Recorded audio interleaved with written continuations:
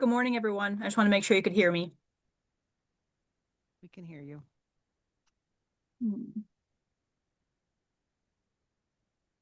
Sarah, are you ready? I'm ready. Okay. Good morning. Today's board meeting is now in session. Before we begin, I would ask all staff to identify themselves and we'll swear you in.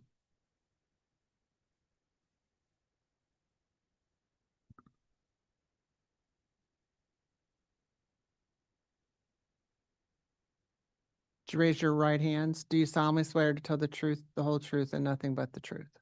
Sarah Copeland, I do. James Duddy, I do. Connor Tomlin, I do. Stephanie Saldari, I do. Liz Collins, I do. Genevieve Conn-Smith, I do. Alec Gustafson, I do. Thank you.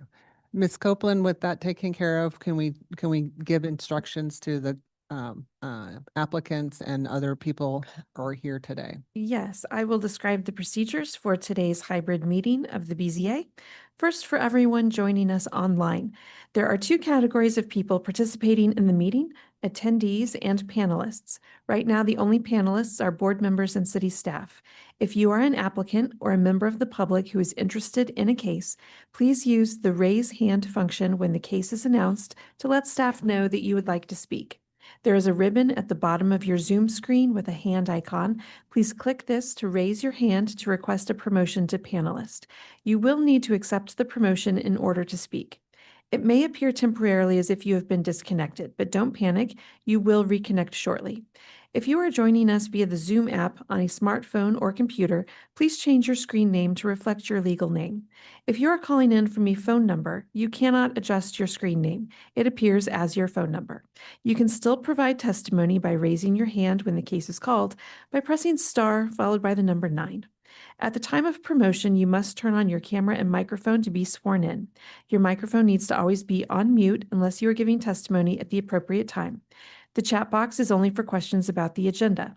The merits of each case are not to be discussed in the chat box. For those joining us today in person, please approach the microphone on the podium located to the left of the seating area when it is appropriate to give testimony. Applicants may be seated at the center desk when the case is announced. Everyone planning to testify must sign in on the sign-in sheet that's near the door. If you are in person, there is no need for you to be on the Zoom meeting as well.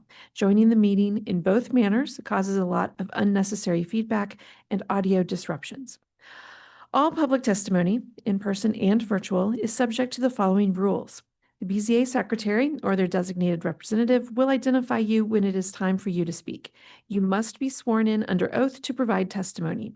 Please provide your full name and address when you are sworn in.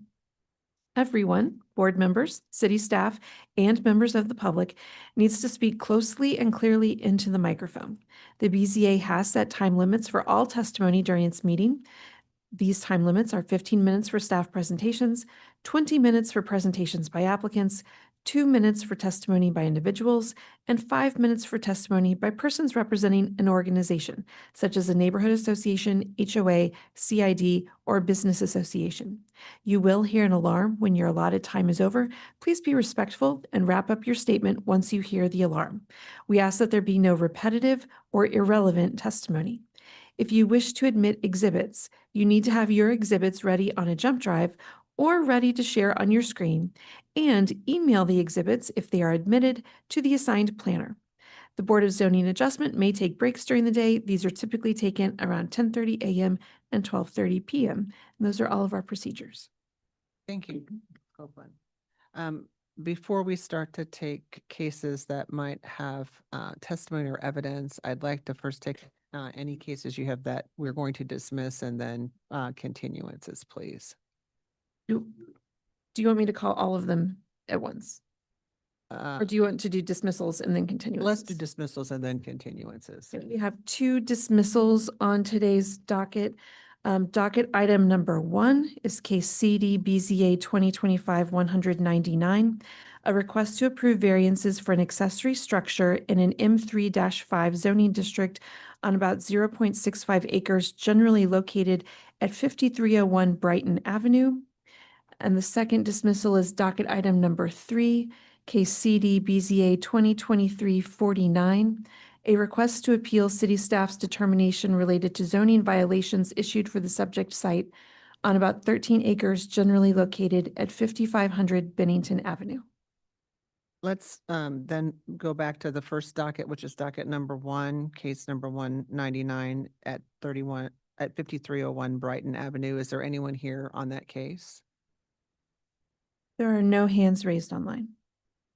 And is Alec here to tell us, or can you handle that, Ms. Copeland? I believe that the applicant and staff are both requesting this dismissal. The applicant is deciding on a different next step. Okay.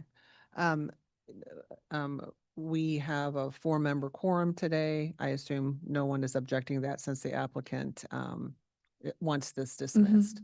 Okay. Board members here, do I have a motion to dismiss this docket? On docket item 1, I move that we dismiss the case.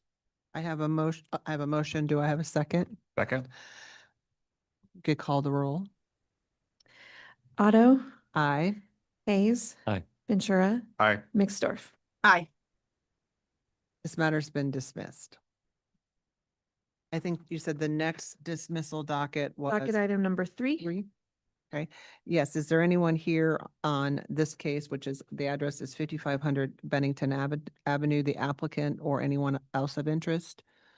We also have a hand raised online. Okay. I'll promote D neighbors to panelist. Is the applicant present? You are the applicant, sir. You can have a seat at the table.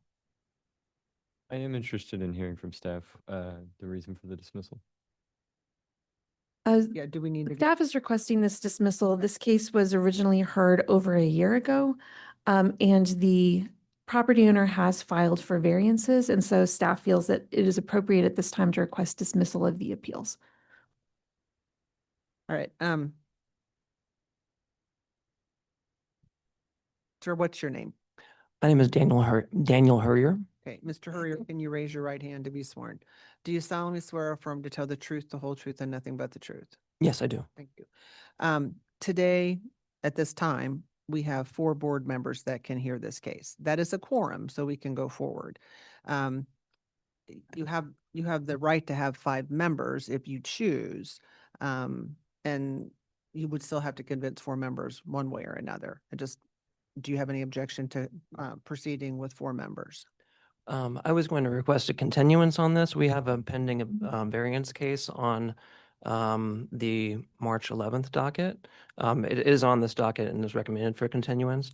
I was going to request that we continue this case to March 11th so that they can be heard simultaneously. But if the quorum issue is also allows that to be continued, then that's also fine. Well, the quorum, we have a quorum. Well, yeah, sorry, the 5-member issue. Yeah, so no, I mean, we have a quorum, but I do believe that you have the right to have a 5-member panel if you choose, and I don't think we can stop that. So.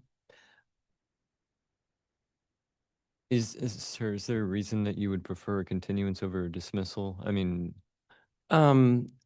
personally, if I were you, I would think a dismissal would be great, but. Well, the dismissal of the appeal, from my understanding, would mean that the violations stand and can be enforced. We would like to have the variance considered before enforcement is taken.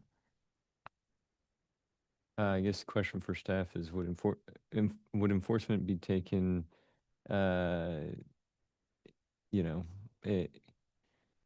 my understanding is it wouldn't be until the variance case goes through and if it were denied, but, just curious. How would enforcement look if this case were dismissed? Yes, dismissal of the appeal would allow staff to take enforcement action because appeals do stay enforcement. In this case, because the variances are going to be heard at this point 2 weeks from now, it is unlikely that staff would do substantive enforcement action in the next 2 weeks, knowing that there is a pending variance.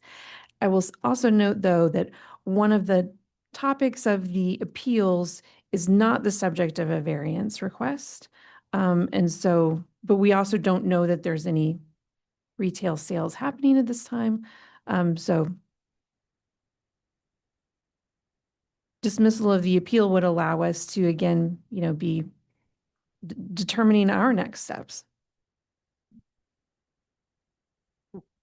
Sir, I think the board could dismiss this case, although staff would have to confirm this. If we dismissed this case, could we put a stay of execution for 2 weeks on the variance issues and allow, is there ability to do that? In the past, I know we've done some interesting concepts to move things along because it sounds like he's more concerned about the variance request. Is that true, sir? Yes, and I think there's an open question about the enforcement. We prefer to continue, but. Okay, well, all right. Again, I believe because of the quorum issue, we can either hold this case for a few more minutes to see if Mr. Gorentz could get here and see if you can have a quorum today to address this issue. Or I believe we're probably in a situation where we would have to continue this case and the variance case and hear them both at our next hearing.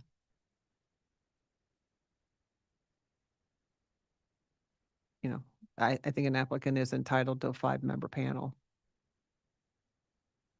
You only need 3 affirmative votes to dismiss a case or continue it. You can act on that with 4. You do have a quorum.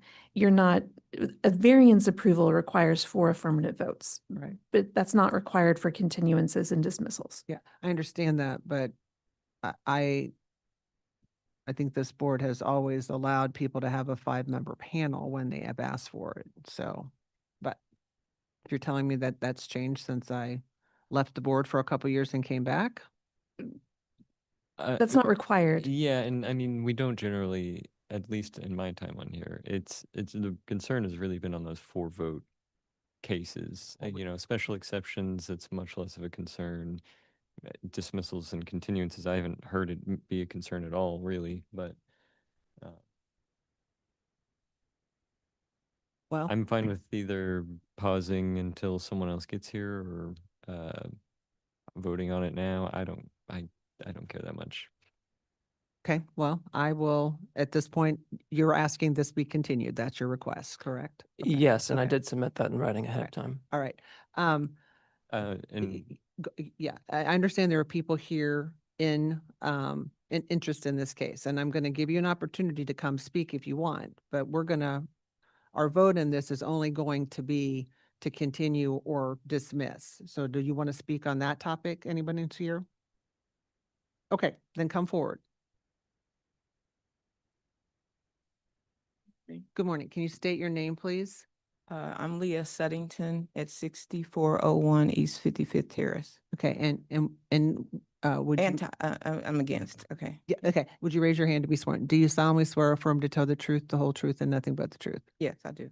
Okay, can you give us your opposition statement? Yeah, I'm against the dismissal and against the continuance. I think that the Board of Zoning Adjustment needs to go ahead and continue processing this as it stood. We have a related issue on a property right-of-way vacation that's, at one point, the mayor put in connection with the MPD. We don't even know where we are on that. But more than that, they have been engaged in retail sales, and we want the board to act on these variances as they are, because they continue to do, as they have for the last many years, whatever they want, regardless of what anybody says. And in fact, we talked to the beekeeper who had just dropped off bee cases because they were working on honey to sell. And we just stopped him and talked to him. And so they do have business operations going on there and other things. And I'm also very concerned about this plus other variances, what that even means. It's very vague. That's all I have to say. We would be very clear about whatever variances we're allowing, ma'am. And the dismissal means that all of the violations there could be acted upon if we grant the dismissal, just so you understand procedurally what's going on. Okay, well then, I want everything to be acted on. That's, Okay, so you actually are supportive of dismissal, but against continuing this matter? I don't know. Oh, yeah, Yes, okay. okay. All right. I just want to make sure you understand procedurally where we are. Yeah, Okay. it's very, very confusing. I appreciate. All right, sir, do you want to speak? Can you state your name, please? Furnace Norwood, 6401 East 55th Terrace. Okay, would you raise your hand? Do you solemnly swear or affirm to tell the truth, the whole truth, and nothing but the truth? Yes. Okay. As far as the continuance, I am against it. I didn't hear him in this hearing. I did not hear him say he wanted a 5-member board. I heard you suggest that consistently. It almost seemed like that you were pushing the issue for him to go ahead and take that because he wasn't hearing you. And to me, it seems like that you were giving him instructions because there wasn't 5 members up there. And I feel that it should be illegal to push that envelope like that. Then when he finally decided to go ahead on and have the hearing, you continue to push that envelope that he needs to have, and you feel like he needs to have it. So with that being said, we've all been here a few years. They've asked for continuance over and over and over and over and over. I can go on for 5 minutes, and you guys keep allowing it. Nothing changes. And as every time you guys allow the continuance, something else is added to the property. Something else is added to a variance that they're now, something is new they just put up. We didn't know anything about it. We happened to see a sign at the bottom of a fence at the end of the property behind a tree to let everybody know that that was happening. So you guys don't have an agent to monitor the sales. So I want to act as that agent today. I have monitored that, and there are sales going on. There is business going on there, and it still affects our lives. They're adding new stuff. We got hazards. I have hay bales within 50 yards of my back deck. That's a fire hazard. They shouldn't be within 100 yards of any structure, but they've taken them out the field, put them up against our fence line, and now they're putting dumpsters or containers out in the field and asking for a variance to have them set there temporarily, which means, as far as they're concerned, that's forever. And they're constantly building on this property. They got the code for zoning for a farm. It is not a farm. That is not a farm. It's a cover-up. And we want the city to start recognizing it. Our paper trail shows the illegal activity that has been happening via the city and that farm. We don't know why, but we will find out. Okay, thank you, sir. Thank you.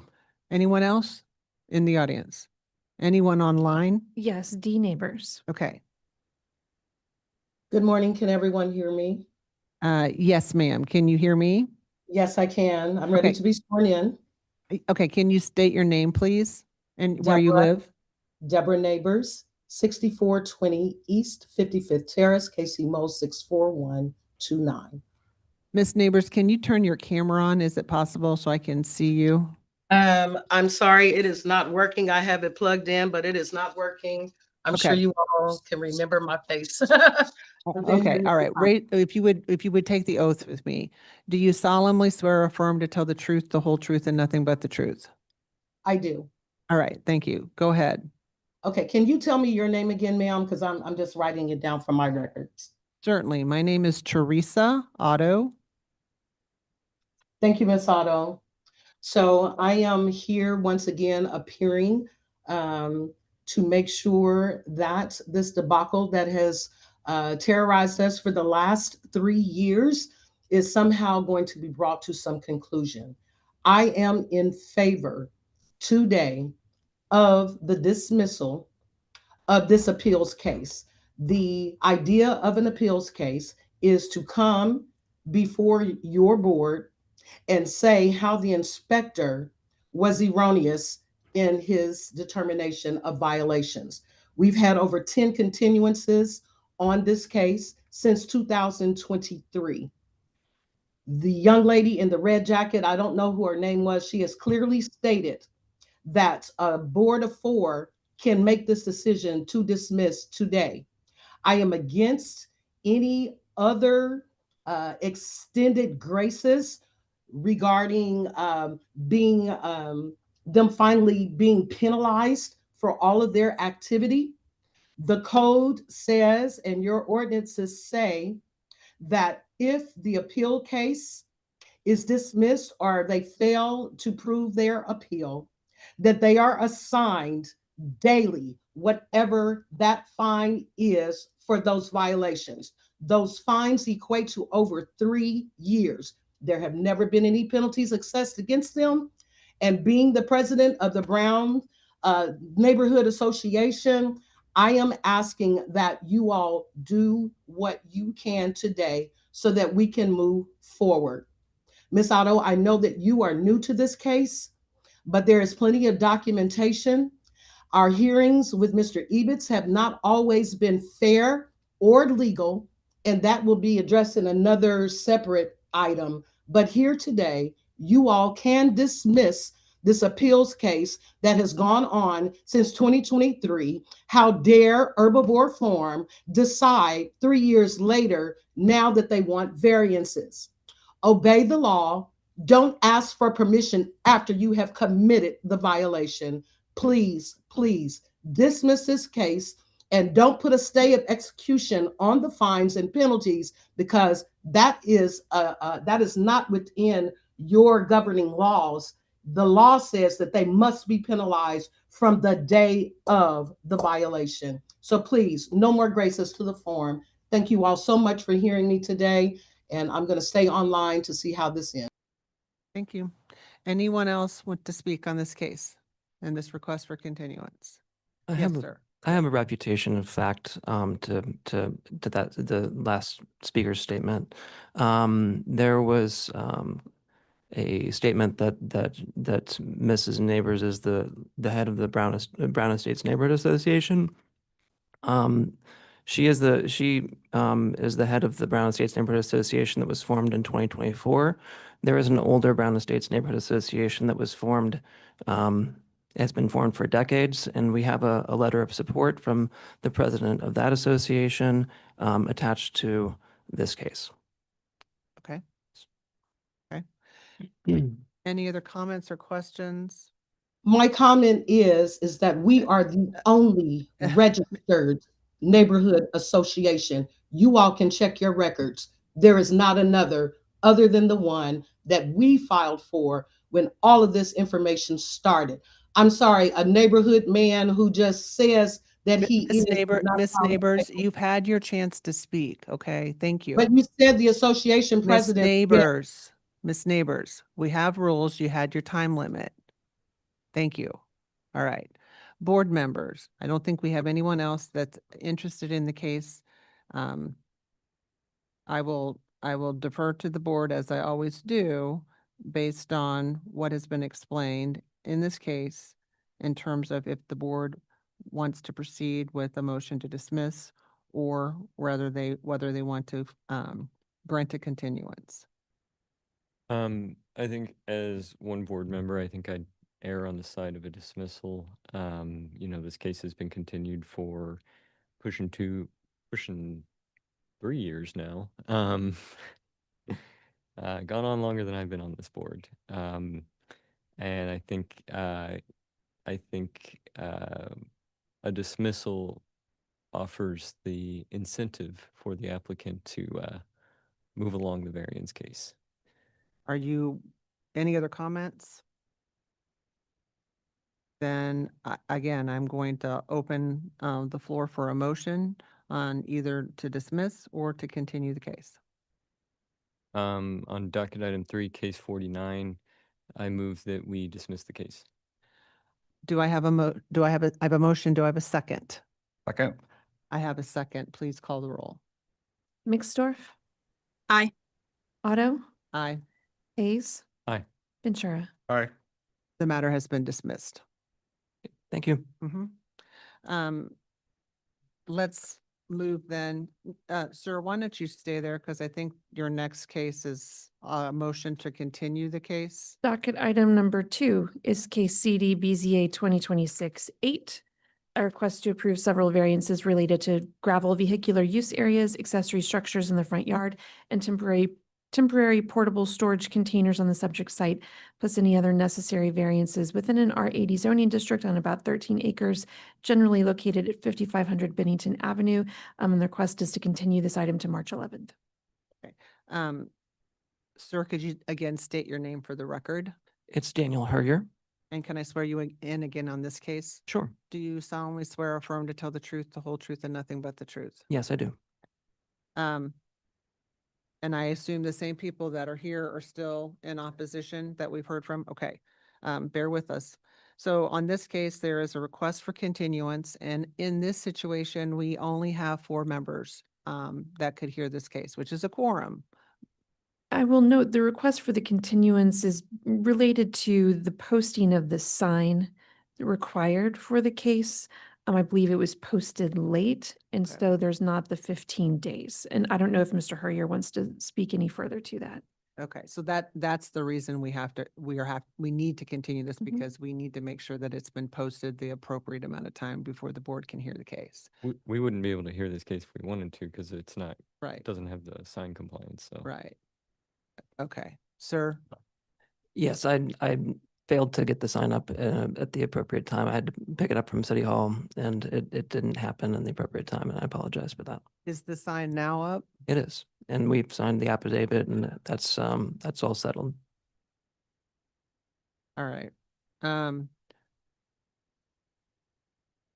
Folks, I'm willing to hear from you again. I assume it's going to be the same, but I'll hear from you again. So sir, can you state your name again for the record? Ernest Norwood, 6401 East 55th Terrace. Okay, and you're still under oath, correct? Yes, I am. Okay, go ahead. And it's important that we keep that a known fact that we're under oath. That sign was just put out yesterday. And it is put in a place where it is not appropriately seen, for one. And again, we're starting the shenanigans of they're not following proper procedure that everybody else is required to do. And then they're getting blessed for not doing the procedure. So he's asking for grace again for something that they won't even do correctly. They are farmers, quote unquote. They're out there in their field every day. Why wasn't the sign put up? He's been pushing gravel around. He's been digging holes. The sign could have easily been put up. He's putting hay bales up against my fence. The sign could have been put up. He's out there harassing the neighborhoods with bees and trees and all this other stuff. Why come the sign couldn't get put up? Now he's here again asking that you guys give him grace again because he failed to do something that he knew that he needed to do. We are losing money. They're making money every day. We're here today not making our living. We have families, we have homes, we have everything that everyone in this room has, but we are not allowed the same rights. Why? That's what we need to address, why this is still going on the way it is. And we're being overlooked as tax-paying citizens. This started with the old city manager.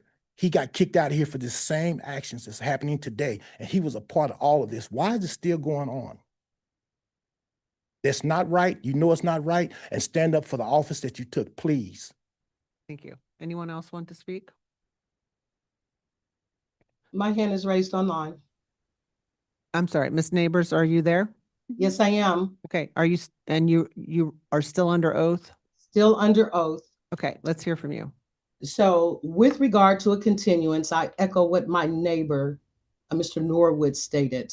These are more tactics that the farm is using to push this can and kick it further down the road. 3 years is long enough. We have shown up as a neighborhood association for every single hearing that has gone on since 2023. It is ridiculous to think that a board with such brilliant minds as yours could not resolve this case in less than a 3-year time. But you have become pawns in the game by the farm and their cozy relationship between their attorney and Mr. Ebitz. And we've always been presented with a very biased, favorable opinion of the farm's antics. You knew when the sign was supposed to go up, sir. You manage a 13-acre property. You have plans that you followed. If you wanted that sign up, you would have put it up. You knew the tactics. You all know the rules as well as we do. You knew that this would guarantee a delay. It is unfair. I think that this case should be tried today as it is on the docket. Just because they make the request for a continuance does not mean that they automatically get it. I am watching closely and I'm hoping that we will get some relief from this very biased, favorable opinion of the form. Thank you. All right, anything else, sir? No. Um, again, board members, any questions? I'll make a comment that, you know, I want this issue off of our plate as much as anyone. Um, However, due to legal compliance reasons, since they did not have the sign up for the required amount of time, we cannot hear this case legally. And so we have to continue. And so to that end, I'll make a motion. Any other comments? Nope. Oh, one quick question from staff. Should I specify with fee? Motion? You should specify either with or without. Okay, well, the timing of on docket item 2, case number 8, I move that we continued the case until the March 11th meeting with fee. With fee. I have a motion. Do I have a second? Okay. I have a second. Please call the roll. Mixdorf, Aye. Otto, Aye. Hayes, Aye. Ventura. Aye. This matter's been continued with a continuance fee. We will see you back here on March 11th and we will hear this case. Thank you. You have one additional continuance. What was that? Docket item number 6, it's case CD-BZA-2026-12, a request to approve a variance to the required front setback to permit a covered porch on the subject site, plus any other necessary variances on about 0.21 acres, generally located at 7006 East 86th Street. A staff requests this item be continued to March 11th. Is the applicant present or online? I don't believe so. Okay. Are there any other parties present or online interested in this matter? There are no hands raised online. Thank you. And what's the reason for the continuance? I would need to have the staff planner speak to that. But staff is in support of this continuance? Okay. All right. Board members, any questions or a motion? On docket item 6, case 12, I move that we continue the case until our March 11th meeting. I have a motion. Do I have a second? Second. I have a second. Please call the roll. Catching up. Mixdorf, Aye. Otto, Aye. Hayes, Aye. Ventura. Aye. This matter's been continued to March 11th. Then we go back to other cases that we can hear, correct? That's the last continuance? That is the last continuance. Okay. We were hoping that Mr. Meyer could join for docket item number 4 because there's an established quorum. We did call and ask if he was planning to join at 10:30. Mhm. He was going to try to join earlier since Mr. Gorence isn't here, but he's not online yet. Is the applicant on this case present? On docket item number 4? Uh-huh. I thought I saw them. They're not in the chambers. Okay. Why don't we just hold this case for a minute, and see if the applicant returns? Okay. It's Jacob Cronowit. Is that who we're waiting for?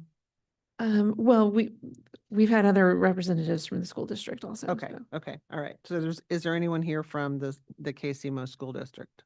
Okay, doesn't sound like it. Okay, all right.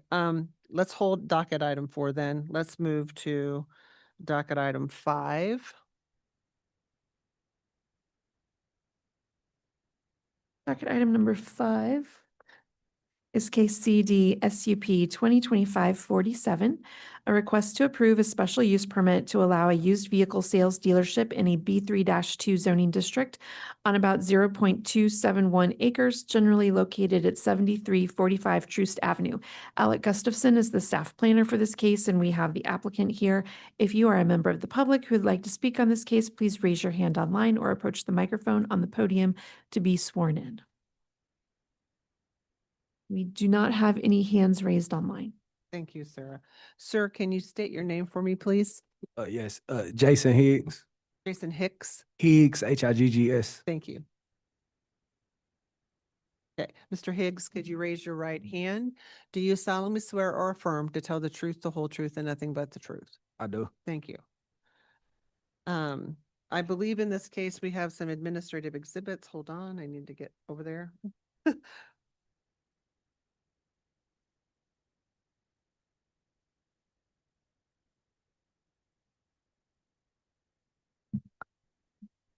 Madam Chair, I think we still only have four members, correct? Right, sorry. So you might want to Yep, give you're them an right. option. Thanks if you- for the reminder. All right, Mr. Higgs, today we have four board members that are here to hear your case. That is a quorum, so we can take your case up. This is a request for special use permit, so you would have to get four votes. And so you can go forward. If you wish a continuance, we will consider that since there's not five board members. What is your preference? Go forward. Okay, we will then proceed. All right, Mr. Hicks, in looking at the staff report that has been created on this matter,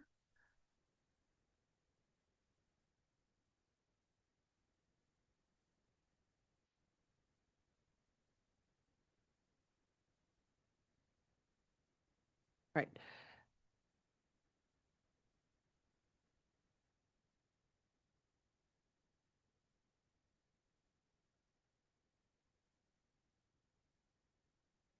Sorry.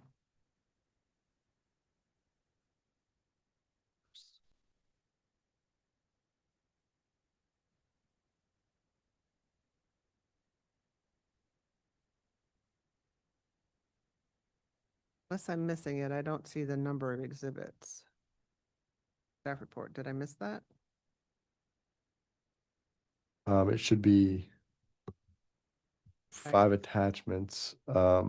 Is it just five? Is that, Yeah. is that all it is? Okay, Yeah. all right.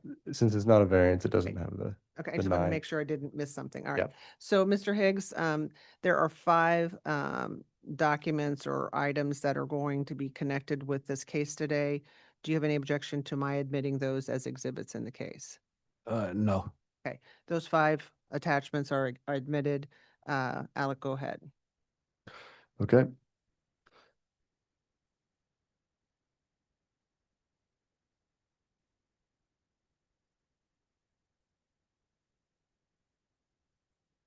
Well, good morning. We have docket item number 5. This is CD-SUP 2025-47. It's a special use permit at 7345 Troost Avenue for used vehicle sales. The site is located in the Marlboro Community Coalition, South Kansas City Alliance, and the Southtown Council Neighborhood Association. It's more accurately located on Troost Avenue and East 74th Street on the northeast corner. Here are some images of 2018. There was a used car lot on this property prior to this SUP. And then in 2022, it was vacated, and what was left were some dump trucks. This is the 2024 view, and as you can see, there are now currently other dump trucks on the property. This is a view of the off of Troost Avenue of the site, and this is a view off of East 74th Street of the site currently, from June 2022, and this one from September 2024. The applicant proposes this site plan, which adds striping, I believe 27 spaces for cars to be parked and to be sold from landscaping and a 10-foot buffer between Troost Avenue and East 74th Street, which complies with our used vehicle sales standards. It proposes a wrought iron fence along Troost and East 74th Street. And then it also proposes a privacy fence on the east side, shielding from the residential property directly to the east.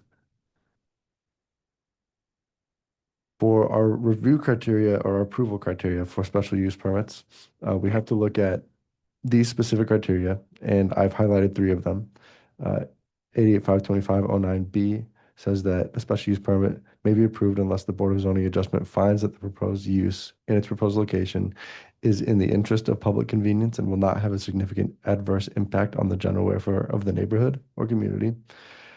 Is compatible with the character of the surrounding area in terms of site planning and building scale and project design. That's C. And then D is compatible with the character of the surrounding area in terms of operating characteristics such as hours of operation, outdoor lighting, noise, and traffic generation. I'll go through these specific review criteria. In criteria B, the proposed use is generally in the interest of the public convenience. The applicant revised the plans and the site to comply with the recently adopted vehicle sales used standards. This special use permit has various conditions to ensure that the property will see a positive change and that there will be improved screening on the site. There will no longer be illegal storage of dump trucks and other unapproved vehicle types. And this has an overall positive impact on the general welfare of the neighborhood and community. Seeing it come back as a used car lot that will be screened and added landscaping with cars that are actually for sale will generally be a good thing for the community. C, is it compatible with the character of the surrounding area in terms of site planning and building scale and project design? The proposed use of used vehicle sales is compatible with the commercial mixed-use character of the surrounding area along Troost in terms of its site planning and building scale and project design. The proposed screening of the property from the R5 to the east, zoning district to the east, provides adequate separation between the more or less compatible sections of the neighborhood or the surrounding area. So the screening is helping with the specific review criteria C. And then review criteria D, is it compatible with the character of the surrounding area in terms of operating characteristics such as hours of operation, outdoor lighting, noise, and traffic generation? The first thing I want to mention with this is there is currently no lighting. There's no lighting plan on the site, and there's no lighting on the site. And I'll get into that a little bit more and explain a bit more of what we're dealing with. However, it is lit via security lights that are attached to the right-of-way lights. A lighting study has not been provided for any lighting on the site. However, we have received plans for what's not actually on the site. The used vehicle sales standards require that there needs to be lighting on site, and it's an interesting scenario where I'll get into that a little bit more right here. The lighting as is on the site right now is attached and is owned by KC Power and Light. It's attached to the street lights, but it's not actually on or within the property lines of the subject site. So you have these kind of floodlights that are shining into the property and allowing light to be on there. But we just have conditions that are requiring that the lighting plan be provided by a certificate of occupancy and that it be screened, or it's considered, or I guess recommended that it be screened from the residential so that there's not overspill lighting to the residential, which is the main concern. And then these are photos that the applicant provided.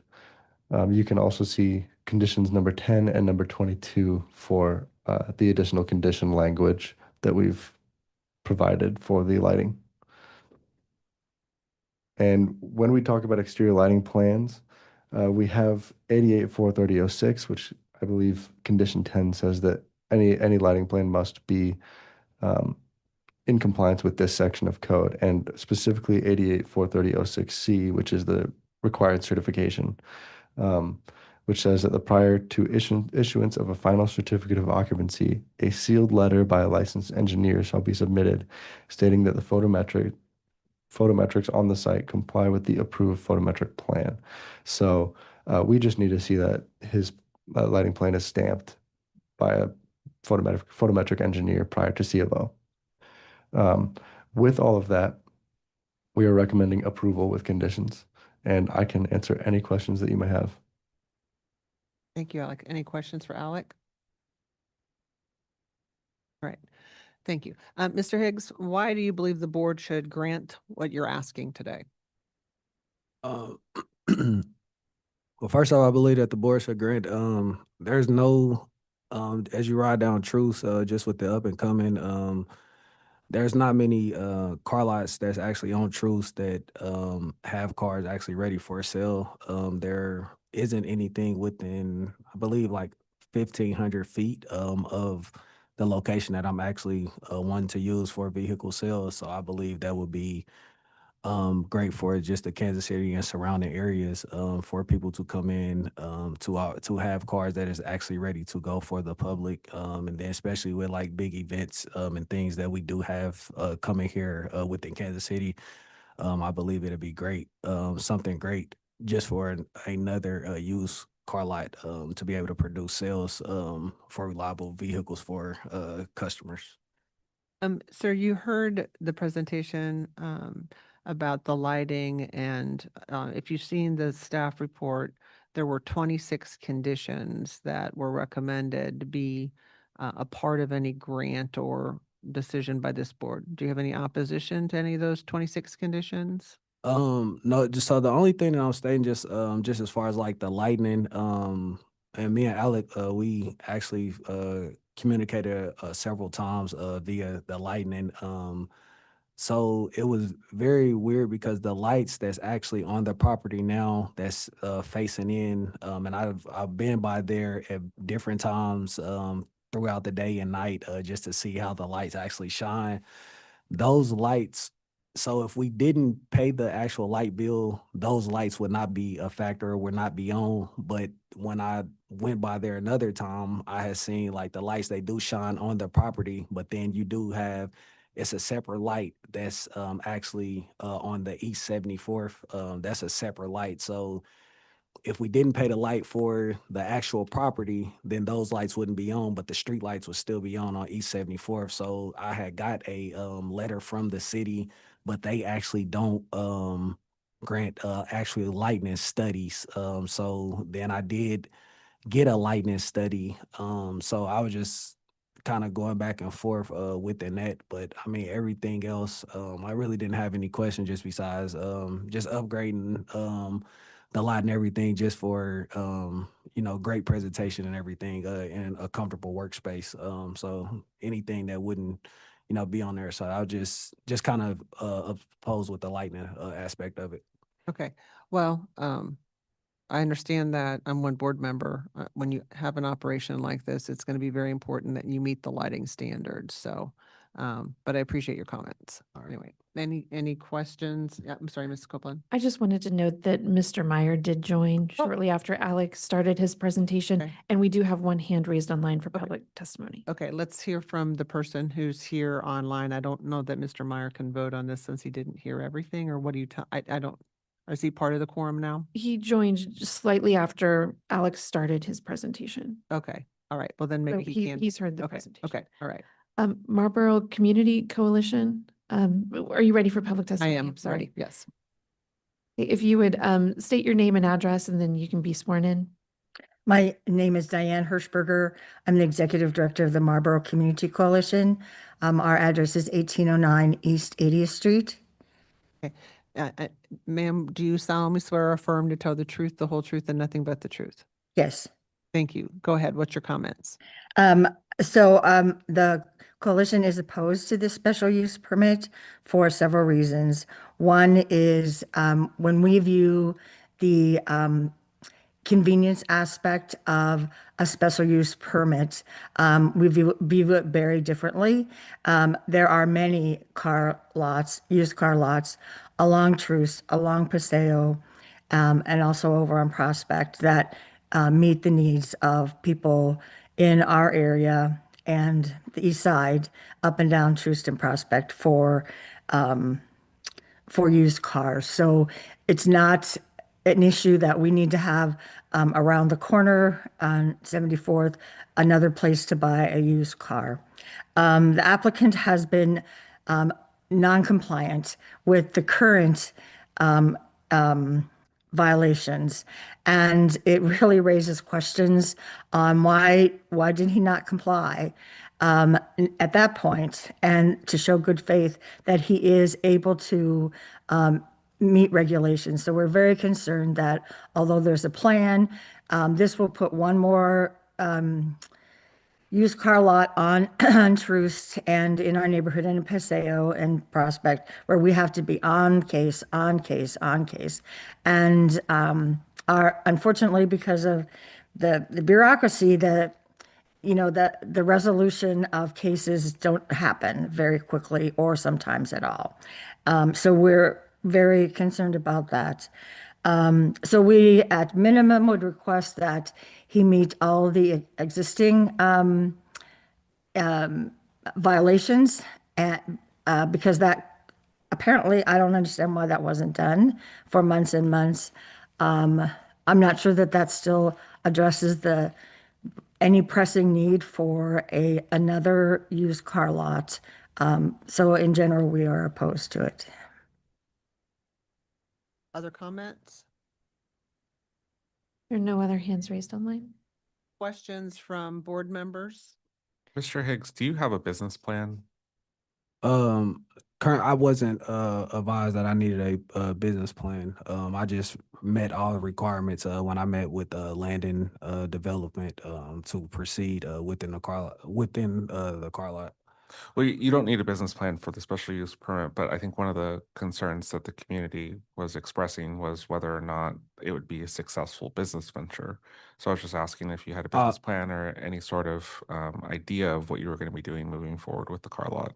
No, so currently I've been in actually car sales for 16 years, and I operate at a totally different location right now. So I'm not even like on Truth. I don't have anything to do with the location that I'm actually inquiring about right now. So I'm a agent under a whole nother entity.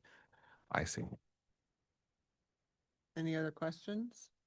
Mr. Higgs, how long have you owned this property? I do not currently own the property. Ah, Yeah, he's an agent. He's the agent. okay. So ABC Cars LLC owns the property and No, we don't own the property at all. Okay. We were inquiring about getting the property, so we had to go through everything to make sure before we proceeded with I see. So further you're, action. So I don't have anything up there, or haven't like did any sales or anything up there. So, you're going to be acquiring the property and moving your business to Correct. that property in a Correct. pre-existing business. yeah. So what's actually there now, I'm not 100%. Yeah, I'm not like ties into anything that's like operating in there now or anything. You so don't know anything about these I don't dump know trucks, you nothing don't know about any- trucking, and I don't know nothing about any of that. So it looks like the owner listed in our report is someone by the last name of Glenn. right, and that's what the consent affidavit was for, right, Alex? Yes, Okay. yes. And so, Mr. Higgs, if I understand correctly, then you are just looking for the special use permit to be approved, and then the sale will be finalized. Correct. I see. Okay. But without if I'm not able to get it, then I can't do it. I can't do anything. It wouldn't make me. So that's why I need to do my proceeds first and then continue with me going. But all improvements and everything will be correctly done and everything. So. Okay. And so yeah, so it sounds like you've been running a successful car business now. Oh yeah, several years. Yeah, yes, sir. Okay. Any other questions, comments, or I would entertain a motion. I would remind board members of the 26 conditions.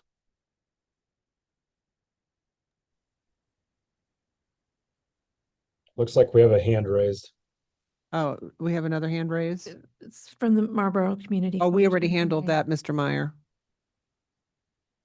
So I think we've heard from everyone, the applicant and all people that are here or online today. So we are able to entertain a motion unless there's further questions from the board. I have a motion Yes, Mr. Ventura. on docket item 5, case number 00047. I move that we approve with conditions, approve the special use permit with conditions, all 25 conditions. Oh, you said 26? There's 25. Oh, I thought I saw 26. I see 26. See 26, don't you? Yeah. Yeah, Oh, 26. All right. 26. All right. 26. So I have a motion. Do I have a second? Second. I have a second. Please call the roll. Mixdorf, Aye. Otto, Aye. Hayes, Aye. Meyer, Aye. Ventura. Aye. The request has been granted. Good luck with the new venture. Thank you. Can we go back to 4 now, or is someone here on that case? Yes. Okay. Thank you, sir. Let's move back to docket item 4, case number 41 at 3301 East 75th Street. If the applicant is present, please come forward. Docket item number 4, case CD-SUP 2025-41, a request to approve a special use permit for the expansion of a school use in District R5 and B1-1 on about 14 acres generally located at 3301 East 75th Street. This is one where we have an established quorum from the hearing on February 11th, and the quorum was Gorens, Hayes, Meyer, Mixdorf, Otto, and Wright. Mr. Gorens and Mr. Wright are not here, and I assume that Mr. Ventura has not reviewed the case because we were expecting the quorum, so they'd walk in. Okay, but I should have waited for a moment before. That's all starting. right. That's all right. We'll figure it out.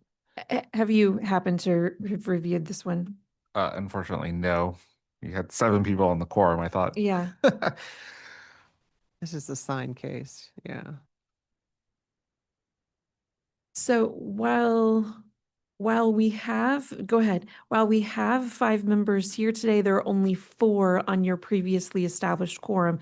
So there will only be 4 people able to vote. So the first question is whether you're willing to proceed with 4 or want to continue this in order to have 5. 4 requires a unanimous vote to approve your special use permit and variance. Yes, we're going to proceed. Okay. All right, let's move forward then. Is there anyone, well, we'll just do this. Ladies, can I have you each raise your hands to be sworn in? Do you solemnly swear or affirm to tell the truth, the whole truth, and nothing but the truth? I do. And could each of you state your name for the record? Shannon Jacks, Kansas City Public Schools. Thank you. And Shelley Ulmer, DLR Group. Thank you. All right, do we have any members of the public here present interested in this case? I believe the Marlboro Community Coalition spoke the last time on this case, and I assume would like to speak again. Is there anyone online then? There are no other hands raised online. Okay, all right, so we'll get to her then in a minute. All right, Genevieve, you want to bring us up to speed on where we are?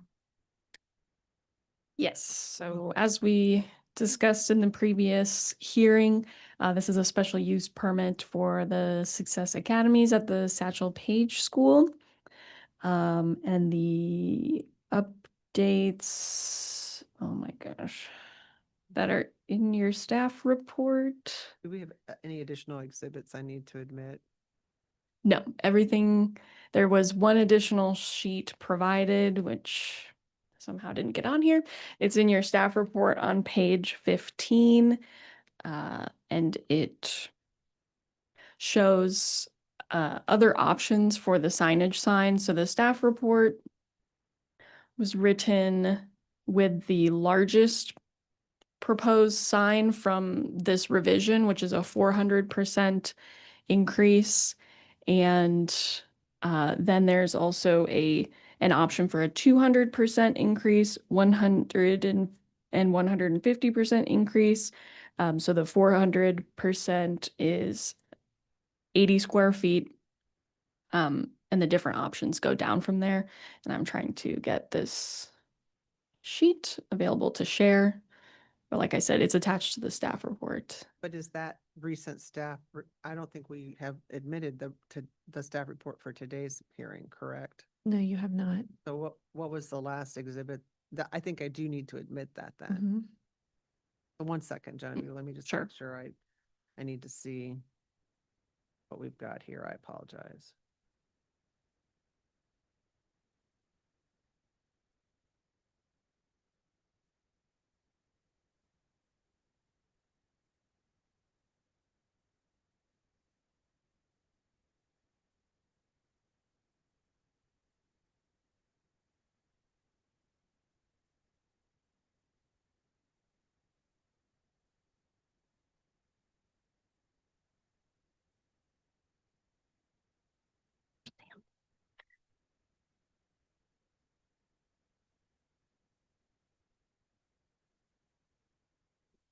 I believe at the last hearing, admitted,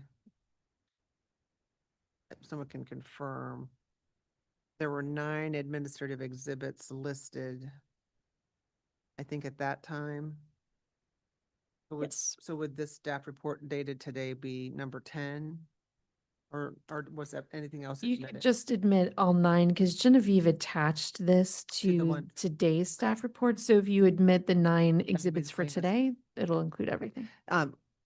Ladies, any objection to me admitting the 9 administrative exhibits? All right. Exhibits 1 through 9 will be admitted. All right, Genevieve, go ahead. Sorry. I just want to make sure we have a clean record. Yes, and apologies in the switch around that the updated images did not get into the PowerPoint. So there's just one additional page in the staff report that I will present.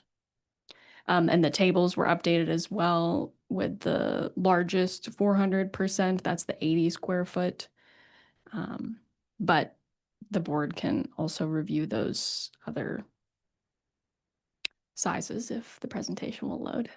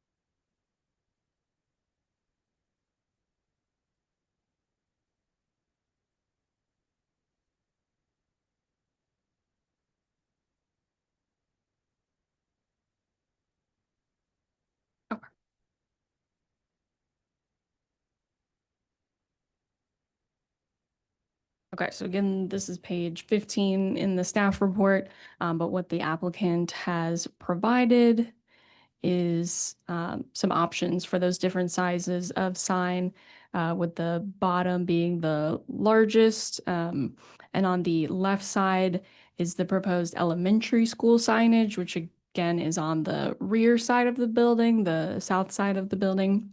And then the images on the right side are the proposed signage for the middle school and high school entrance, which is on the north side, which faces towards 75th Street. So you can see the various options here.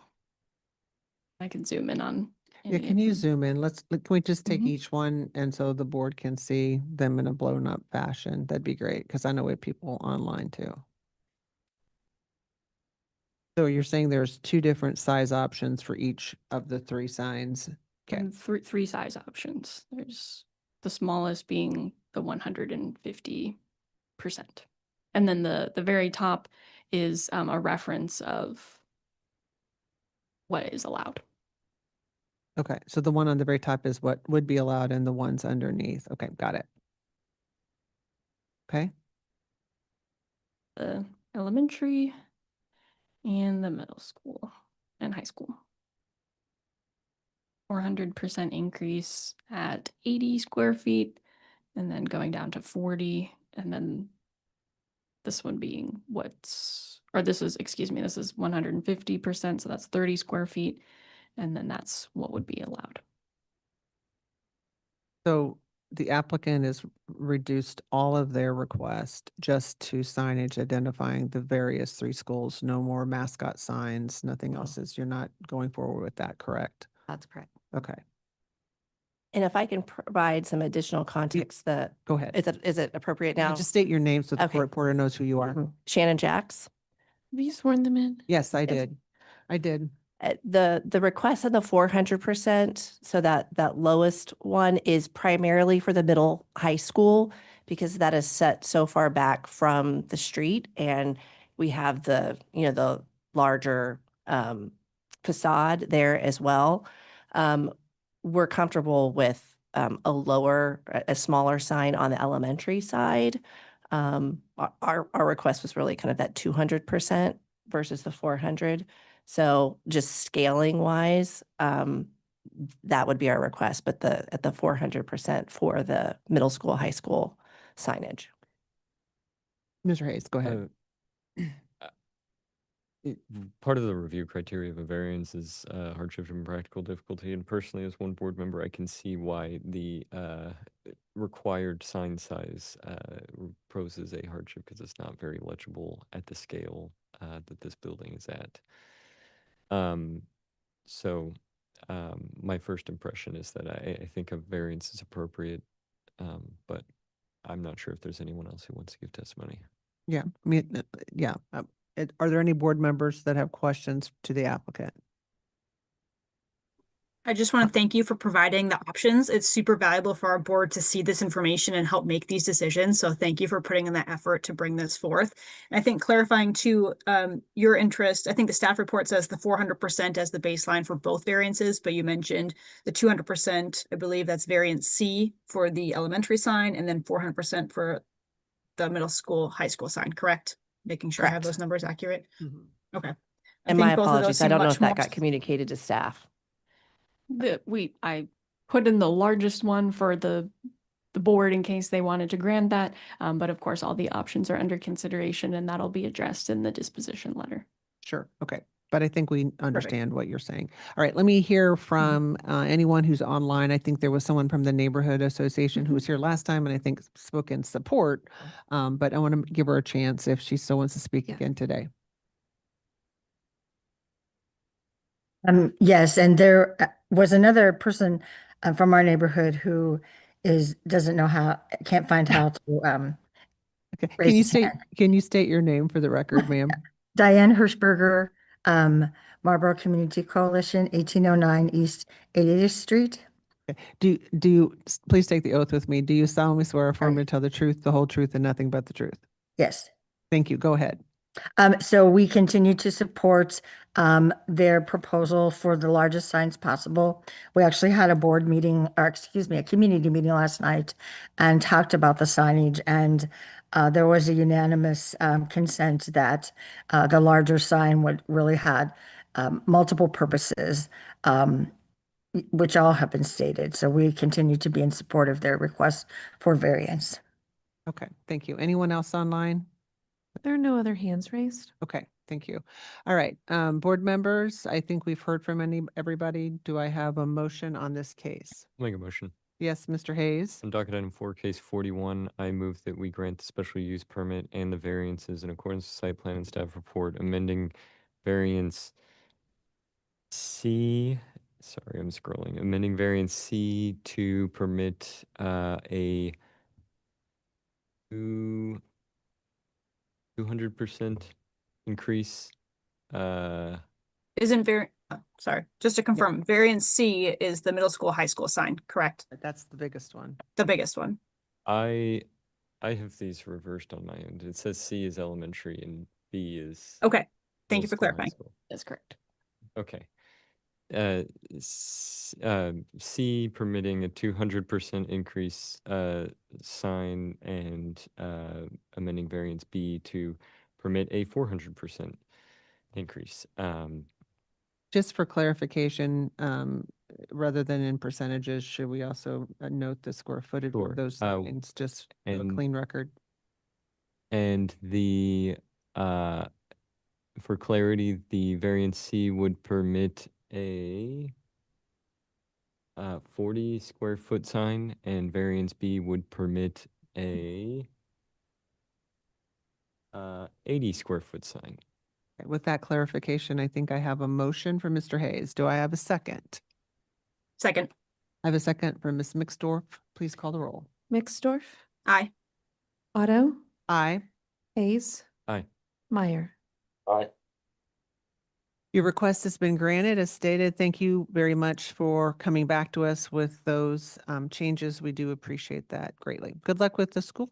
Thank you. You'll see us in a couple weeks for the next one. All right, well. And we'll have the options in front of you from the beginning, so. You're learning. That's even That's better. exactly. Thank you. Thank you all. All right. What's our next matter? Your next matter is docket item number 7. It's case CD-BZA 2026-013, a request to approve a variance to the setback of a parking space on a residential lot, plus any additional variances on about 0.24 acres, generally located at 3514 Northeast 54th Street. Connor Tomlin is the staff planner. Is Missy Shields the property owner? Yes. Okay, I'm going to promote her to panelist online. If there are any other members of the public who would like to speak on this case, please raise your hand online or approach the microphone on the podium to be sworn in. There are no other hands raised online. Ms. Shields, if you would please turn on your camera and microphone to be sworn in.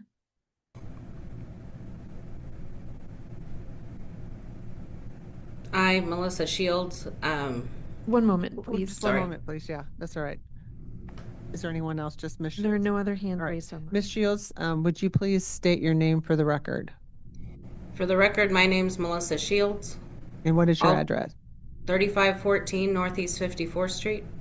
Okay, and please take the oath with me. Do you solemnly swear or affirm to tell the truth, the whole truth, and nothing but the truth? I do. Thank you. This report today, ma'am, there's a staff report connected to your application today, and there are some administrative exhibits associated with that report. Those number 1 through 9, is that correct? Yeah. Yes. Ma'am, do you Yes. have any objection to my introducing exhibits 1 through 9 so we can hear your case today? No, I do not have any objection. Okay, exhibits 1 through 9 will be admitted. And then Connor, if you would start with your presentation when you're ready. Okay, today we have docket item 7, CD-BZA 2026-013, located at 3514 Northeast 54th Street. This is an R6 zoning district. It is a variance request to the minimum setback of a parking space in a residential district, plus any additional variances. This is the general location of the site, just south of the southeast corner of Gladstone. And this is a Connor, closer I'm look at just seeing the first screen still. Maybe it's just my computer that's delayed. Okay, let me It's frozen, yeah. There we Just go. start over then. Yeah, Can you okay, see it that now? just popped up. There we go. Try again. Thanks, Randy, for keeping us aware of that. Perfect. Okay. All right, well, I'll go back to this. This is the general location of the site, just south of Southeast Gladstone. A closer look at the site outlined in yellow. And then these are the plans that were submitted. On the left, you've got Google Earth showing the property. I've outlined in red in the area of interest. And then on the right is Street View, and I've highlighted in yellow the area of interest. So the variance request is a variance of complete deviation to the minimum setback of a parking space to permit a setback of 0 feet on the subject site. A substantial change to the character of the neighborhood is not anticipated. There's no physical change occurring to the property or the current extent of the driveway. The only change is the conversion of the garage into a livable space that now requires the property owners to park their vehicles in that driveway. However, parking on that driveway does not technically meet the setback requirements for a parking space. The difficulty could not be obviated through a change of design, as there is no other location other than parking on street for the vehicles to be parked. And that concludes my presentation. So they're not even altering the concrete driveway. No, they are not. It's just a conversion of the garage space where the vehicles were being parked and did meet the parking pad setback requirement. And now, since they have to park in that driveway, the parking pad technically does not meet. Okay, thank you. Ms. Shields, let's hear from you. Can you tell the board why you believe we should grant your request? I'm requesting that you approve my request because it's only a 7-foot difference in what the current requirements are. And we have not used the garage as a garage to park our vehicles in since like 2006. And it originally was a carport back before 1962. And then my grandfather built had the garage built and ended up paying for it twice because somebody stole his money. And so that garage has been a garage technically since 1962, but we have not been parking any vehicles, and we only have 2 vehicles for the residents that live there. And when we had our fire back in 2024, when the fire trucks and ambulances came, they didn't even get in that parking area. They stayed on the street. And so there is, we've had that driveway as a 2-car across since 2015, I believe it was, when there was a permit from ProBuilt Pool or somebody that got the approval to get the driveway built. So I'm asking for approval because I am only 7 feet from the approved requirements for the parking. Ms. Shields, have you discussed this request with any of your neighbors, and do any of them have any opposition to it? I have not discussed it with them, but I have not heard of any opposition. It's a pretty quiet neighborhood, and when I went by my house yesterday, some of the neighbors were parked on the street, and they were not in their driveways. So we do keep our cars in our driveways. Okay, fair enough.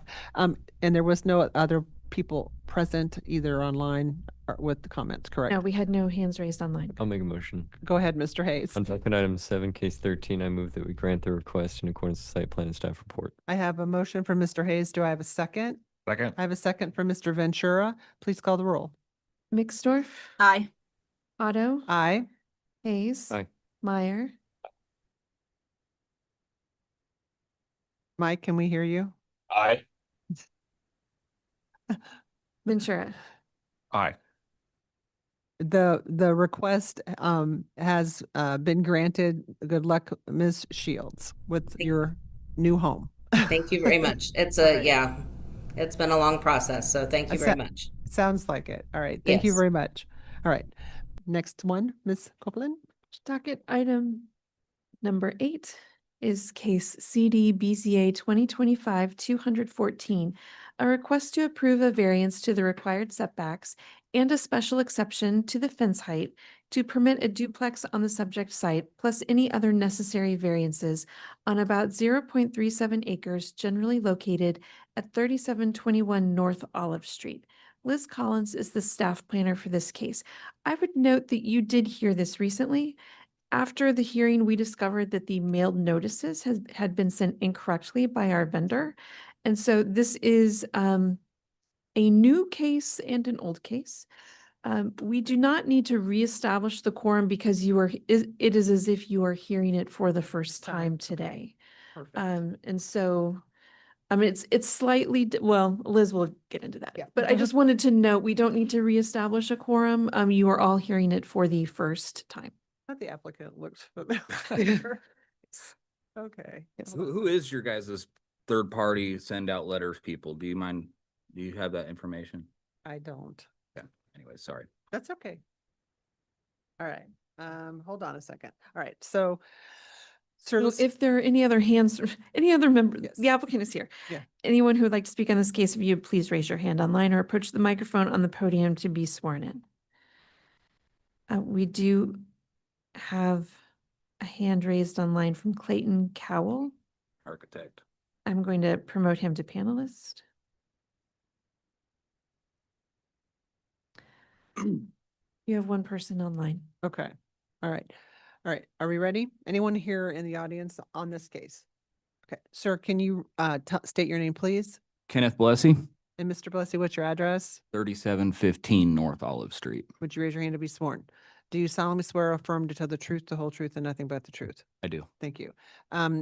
We have new administrative exhibits to enter. Liz, is that correct? Yes, I just passed out notarized public testimony from the applicant, so. Okay. And so how many administrative exhibits do we need to admit then today? I see 9 on the staff report. And then are these in addition to those 9? Yes, so this is additional notarized public testimony in addition to the public testimony that was admitted on the January 28th meeting. And so is this one exhibit? So would this be exhibit 10? Okay. So, sir, any objection to my admitting exhibits 1 through 10? No. Okay, exhibits 1 through 10 would be admitted. And I will then pass these around because we only have one copy of Oh, them. I passed it out to. Oh, you already did? Okay, Mhm. sorry. Thank you. Sorry, I didn't see that. No worries. Just focus on my screen. All right, Liz, when you're ready, and then Mr. Blessy will hear from you, okay? Right.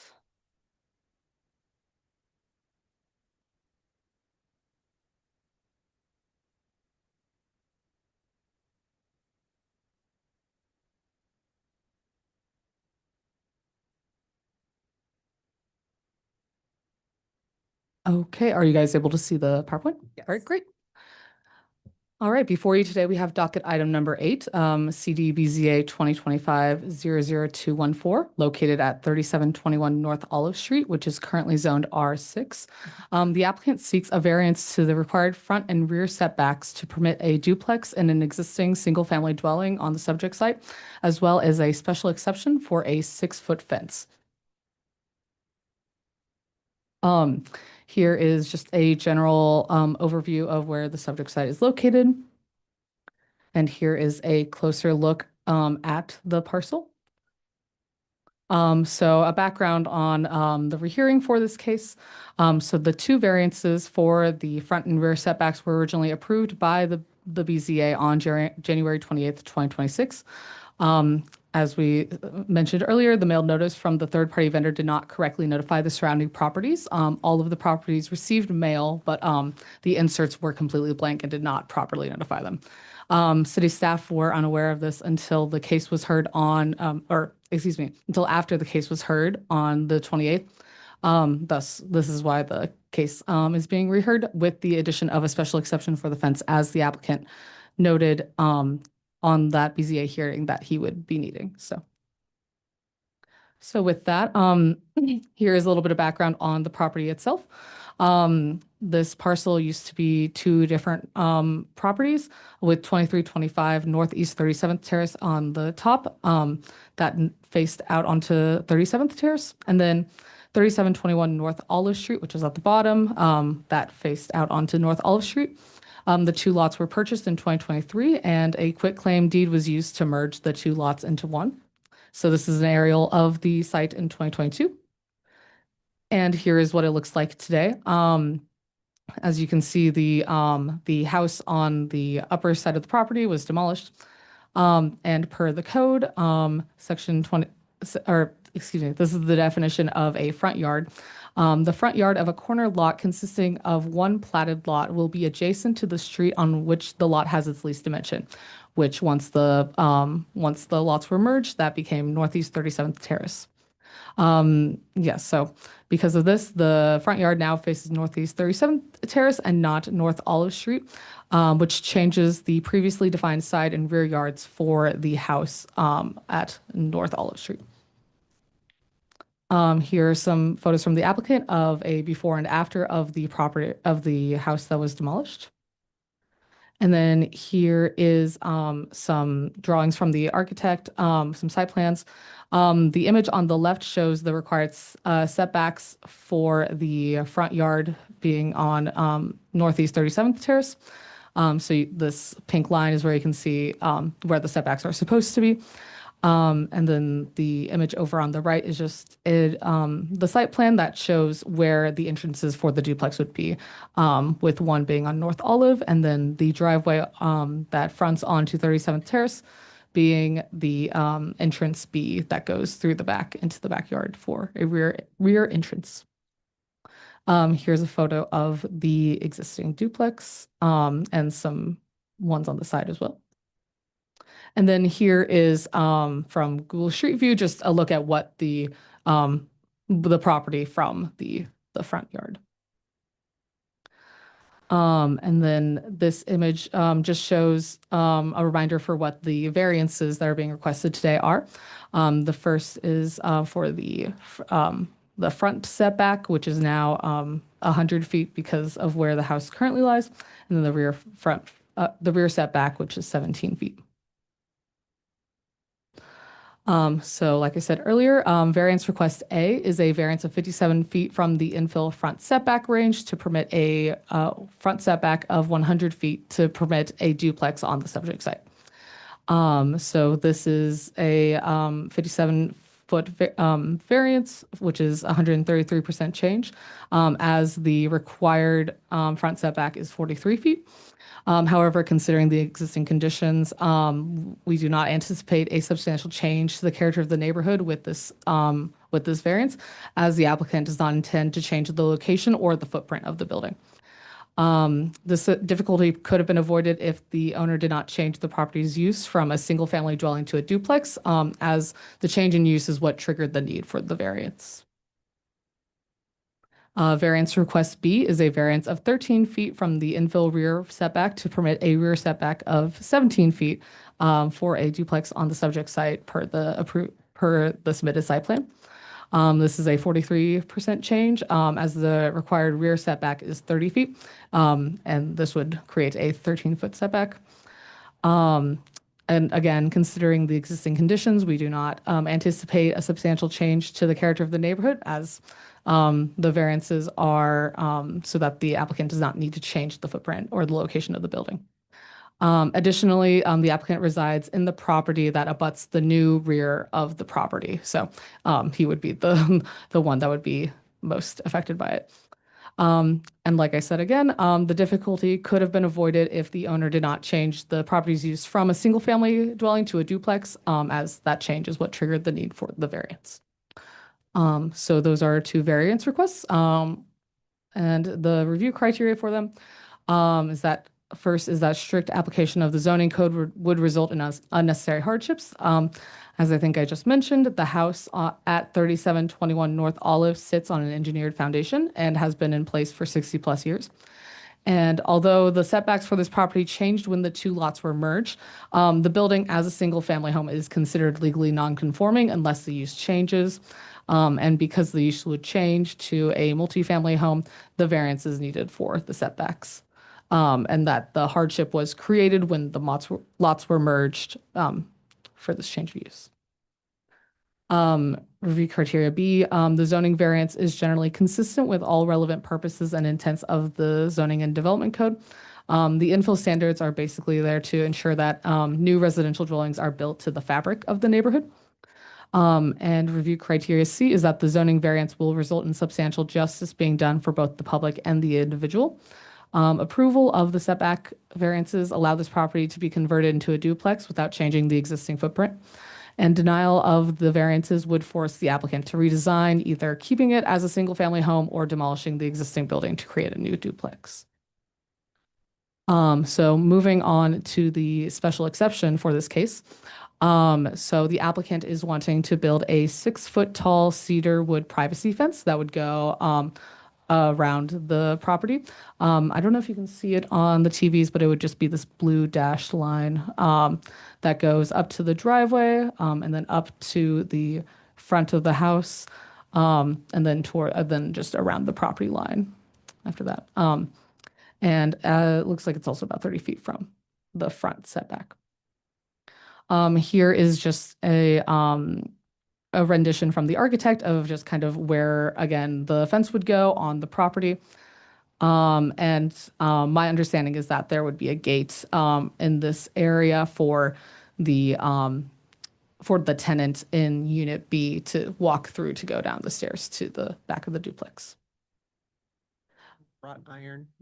No, it's wooden. The picture's a little misleading. This would be a wooden fence. So In that particular spot, it may be, I don't know, but it's either going to be wood privacy or something similar to what you see there. We'll talk about that.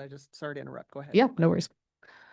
So the request C is a special exception of 2 feet from the maximum fence height to permit a 6-foot tall privacy fence in the front and side yards of the subject site per the submitted site plan.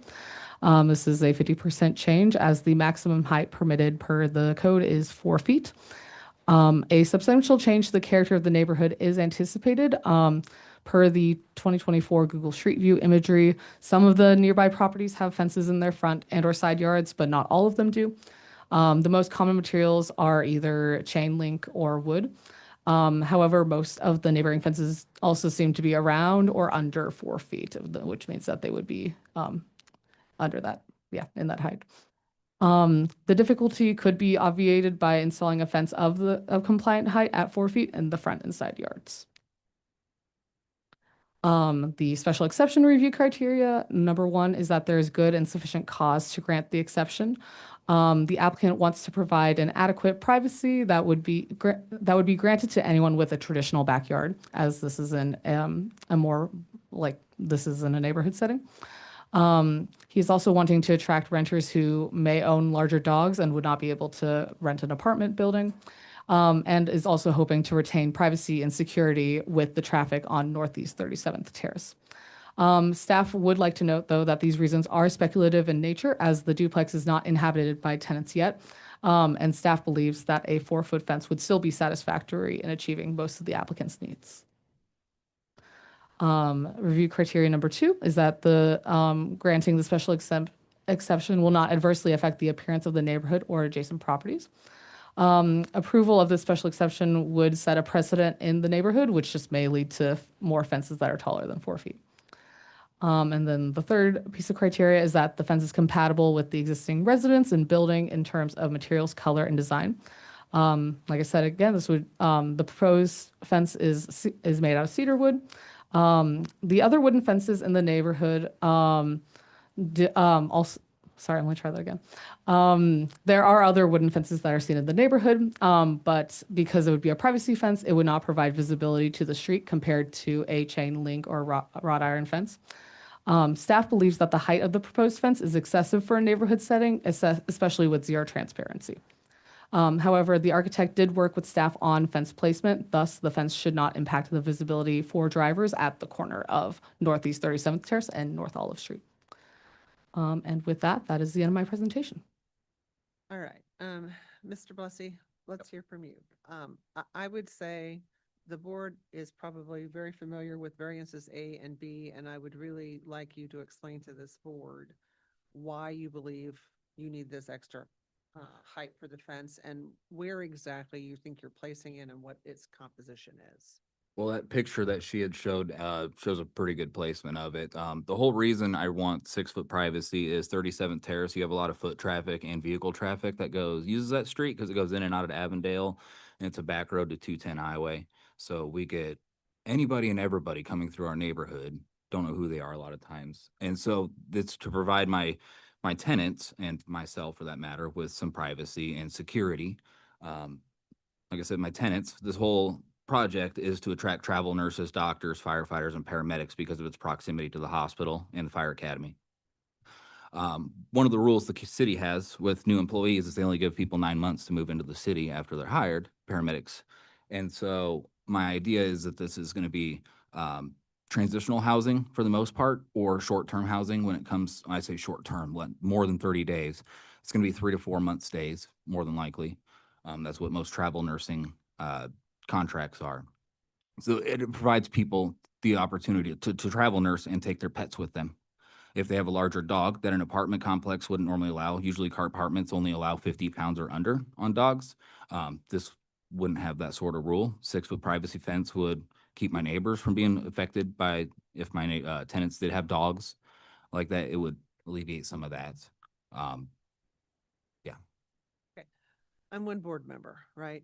But you're walling this house off on all 4 sides with 6-foot privacy fence is what I'm hearing. So it's going to be 6-foot planks. You're not seeing through it at all. There's no, and again, one person, right? A high fence, they prevent safety, but it also blocks the view of any emergency personnel, police force, fire people to see through there to get easily into where they need to go.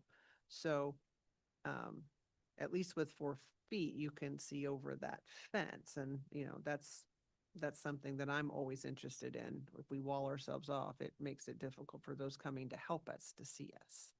So, I understand that. I just don't see it as walling off per se, but like I said, on the North Olive side where the fence would go, I'm open to having a wrought iron or chain link fence. There's already 5-foot chain link fence that my neighbor to the east of this property has.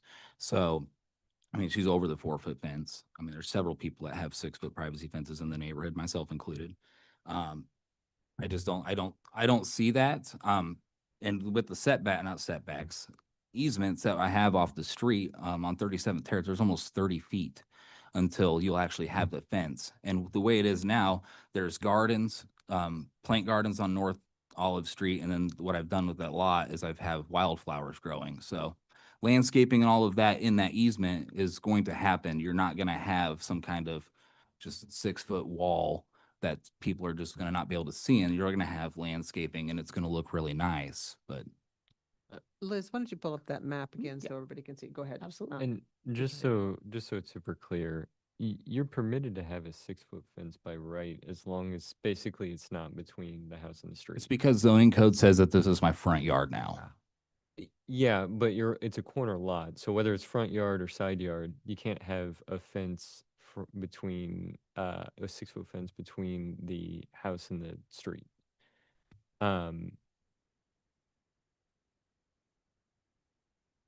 Just to make it clear, so you can have one in your backyard. Define what my backyard is. As you would conceive your backyard. I can see my backyard as the side yard. So the rear of the house, the opposite of the front door, you can have a 6-foot fence back there. That's also, and what includes my side yard, because that's where my tenants.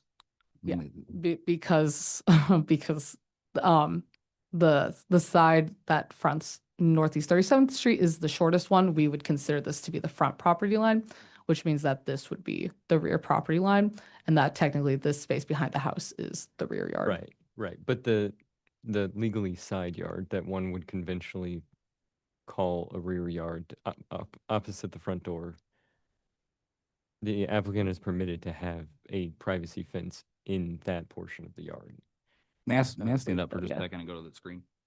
Sure. Or you might want to come. Yep. Hold on a second. You need to be near a microphone. So why don't you use these? If you could speak, you can speak at the podium. Yeah, just whatever and you point do. to Yeah, the- you just need to. Yeah. I'm most concerned about the 6-foot privacy fence being right here. Mm-hmm. Yeah, that's all chain link already. This doesn't have anything. This is chain link already here. This is all chain link back here. Those two angles, this line and that line, is mostly what I'm concerned about with height. Yeah. If I can get away with wood privacy, that would be fantastic. Yeah, see, that's the part that you need a variance for. You can do the rest of it by Special right. exception. There's special exception, sorry. You can do the rest of it by right. 6 foot even, privacy, fully opaque, what have you.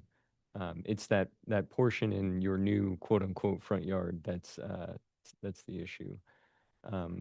Like I said, And I I got just crime wanted to make reports. My sure- truck's been broken into twice in the last year in my driveway. Yeah. It's for security.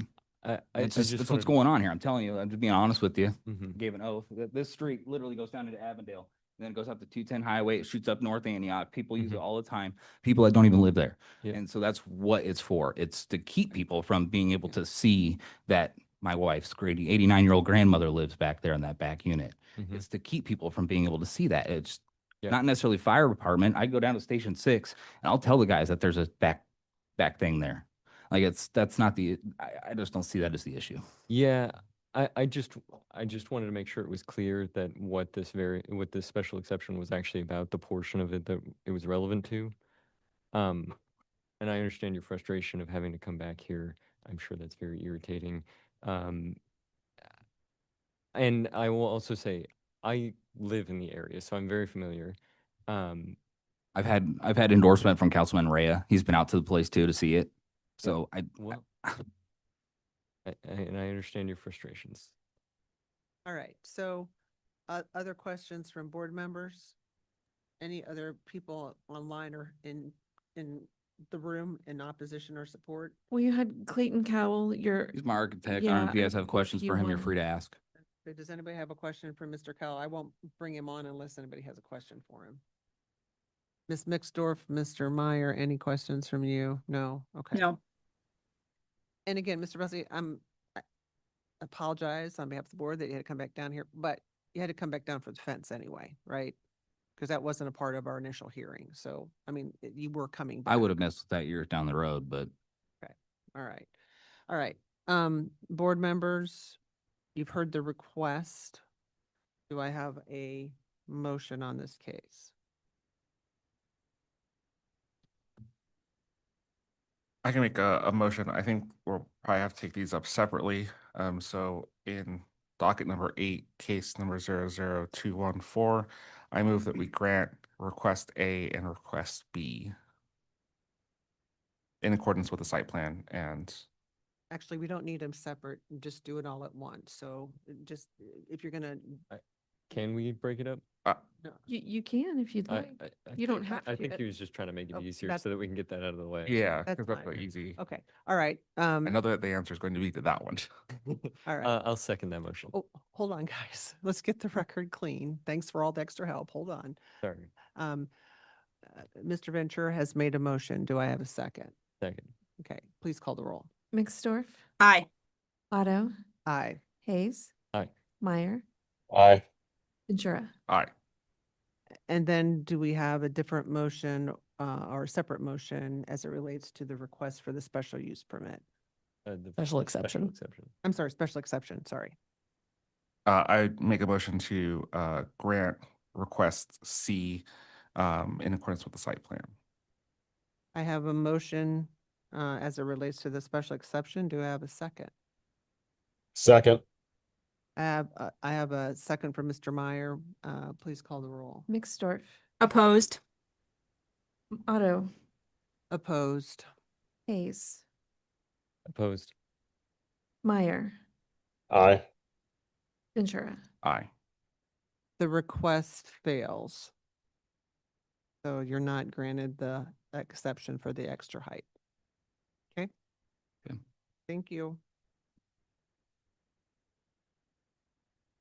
All right, moving on to the last case, Ms. Copeland. Docket item number 9 is case CD-BZA 2026-15. A request to approve a variance to allow for stairs to encroach on the front setback, plus any other needed variances on about 0.72 acres, generally located at 235 Ward Parkway. Stephanie Saldari is the staff planner for this case. If you are the applicant, Please have a seat. Or you.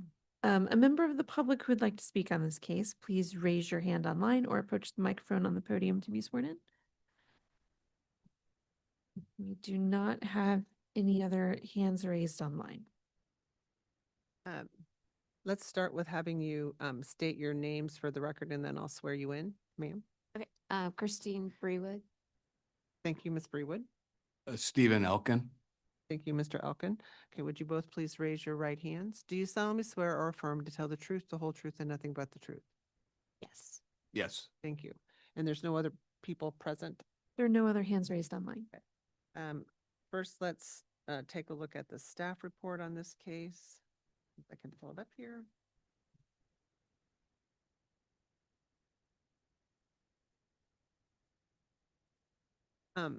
Ms. Brewood, Mr. Elkin, is someone going to be the primary presenter on the case? We'll have Christine do the presentation. Any question of ownership, I'll be here to answer that. Fair enough. Thank you. Ms. Brewood, there's a staff report today connected with your application. At the end of that report, on the last 2 pages, there's a list of 10 administrative exhibits that are connected with the application. Any objection to my admitting those for the board to consider this morning? No. Okay. Exhibits 1 through 10 will be admitted. Stephanie, is there any additional exhibits?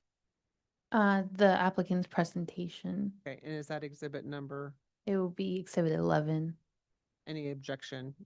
Then I'm going to admit exhibit 11 too. Okay, all right, go ahead when you're ready.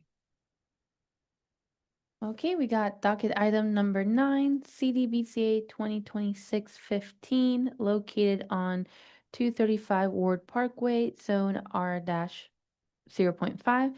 And so we are looking at a variance and a special exception as well. So the applicant seeks to obtain a variance to the front setback on West 48th Street to permit an encroachment of a set of stairs leading to the roof of the existing parking garage.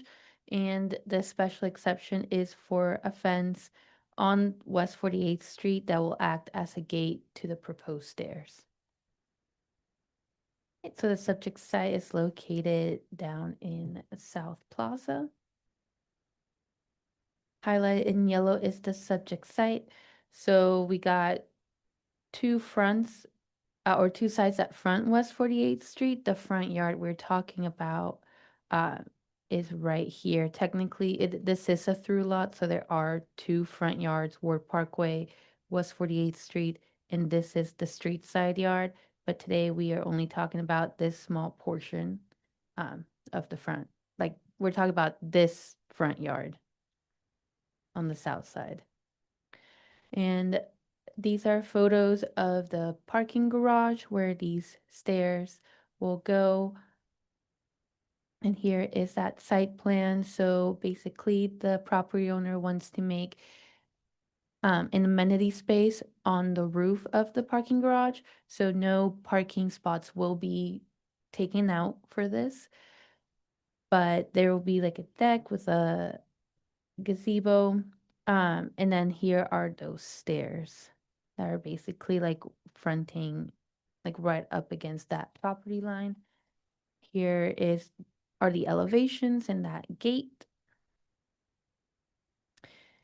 And then this is a view from the garage roof, and this is what's being proposed. So this is that amenity space, and then the stairs, the metal stairs. And also the amenity space will be accessed from the building, but the property owner would like to have that extra set of stairs to have 2 points of access in case of a fire.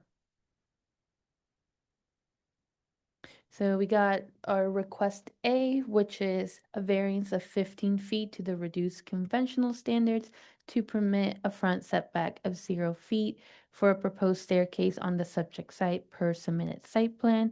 And by reduced conventional standards, I'm talking about the infill. So this property is infill, but because there's only one property in the context area, it just follows the conventional standards found on 88-110-06, but reduced by 25%. So this is a complete deviation.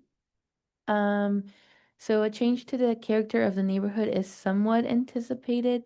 So per staff's review of parcel viewer of the existing buildings on West 48th Street, some of the buildings meet the front setbacks and the rest have smaller setbacks. And then can the difficulty be obviated? So the proposed amenity space can be accessed through the main building. The stairs are to act as a second exit in case of a fire. There isn't another location on site to place the stairs. The east side of the parking garage has utilities, and the west side has a driveway and the parking garage entrance. Is showing like these. So there's already something else here on the east side. And then this side is where that driveway is to the entrance. So, it would be blocking the entrance if it were on the west side. And then variance or request B is a special exception of 2 feet to the fences and wall standards to permit a fence height of 6 feet on the subject site per submitted site plan. This is a 50% change. Change to the character of the neighborhood is not anticipated. So the proposed fence is not large at all. It will only serve as a gate to the proposed stairwell. Can the difficulty be obviated? So the fence can be reduced to 4 feet. However, 6 feet would ensure no one can trespass and access the building from the new set of stairs. And then this is just showing that fence again. So this is the only fencing that will be placed. And that concludes my presentation. Questions for Stephanie? All right, Ms. Freewood, You want me? please explain to the board why we should grant what you're asking. Okay, yes, thank you. Oh, Christine, do you want me to pull up your presentation? Yes, if you could start with the last slide. And ma'am, your voice is kind of soft. Can you Okay. pull that closer? I'll try to. Let's see. How is it better now? That's better. I'm Okay. just want to make sure the court reporter can hear us. I have the same problem on occasion, so. Okay. So thank you for this opportunity to request a variance for a stairway to encroach on the front yard setback on West 48th Street. The front yard by common observance faces Ward Parkway. And the garage is in the front yard by definition because of the through lot. However, the garage is on the back side of the building facing West 48th Street. In the image, you can see the nature of the architecture of the apartment building and garage on West 48th Street is not fanciful and it's more utilitarian. And a garage is typically not a front yard feature. Also of note, outdoor stairways are permissible per the municipal code at rear yards and side yards. An open stairway in the proposed location will not vary significantly from regulations since we have established a rear yard appearance exists and a rear yard open stairways are allowed. The proposed stair will be built per building codes, built within the property line, traverse 1 story, and connect to the public sidewalk. Its footprint will be as minimal as possible, and the location is the most suitable location for exiting a proposed new amenity space on the roof of the garage. And the stairway is required for egress purposes per the building codes. And the amenity space will increase the quality of life of apartment residents with an opportunity to enjoy the fresh air, the outdoors, and social interaction. And then if you could go to the elevation of the stairs, please. Thank you. The purpose of the proposed 6 feet high fence and gate at the bottom of the stairs is to provide security for the residents. The length of the fence and gate will be the minimum amount required for a stair landing. A 4-foot high fence would be easier to get over than a 6-foot high fence, and if an intruder were to go over the lower fence and up the stairs, they would not only have access to the roof deck, but also the building. And the door to the building from the roof deck is accessible for egress purposes. And therefore, it is important to keep the entry at the stairs secure with a taller fence. So thank you for your consideration. Okay, I have questions. So just so that I've got this figured out. So Yes. across the street from this side of the property is the hotel, correct? No, what, okay, that's what so this is The along hotel fronts, the Raphael fronts on Ward Parkway. Parkway. This front's about a block up Right. of 48th. Right, but It's- if you were standing on that side of the property, you could still see the hotel, right? I guess if you walked up the street to the rear of the hotel, if you walked up 48th, you'd be able to see it, yes. Okay, I'm just trying to, so from, so what's right across from this proposed stairwell? That's what I'm wanting to understand. It's open space between the end of the Raphael and the start of the next condominium complex. Okay, that helps me try to get my bearings. Yeah. Okay, so really it's not going to be out someone's front window. No. Okay. Okay. And what's the height of it? Maybe 15, 20 feet from the ground level to the parking garage is there. And trust me, if I didn't have to have the stairway for code compliance, I wouldn't be putting the stairway there. But yeah, it's pretty tight. It's only about 4 feet wide, so it holds its elevation right to the side of the garage. So I can't tell you which is nicer now to look at, the concrete wall of the garage or the stairway, but they're pretty equal as far as aesthetics. Yeah, I was interested about what someone across it Yeah. would be looking at all day. Yeah.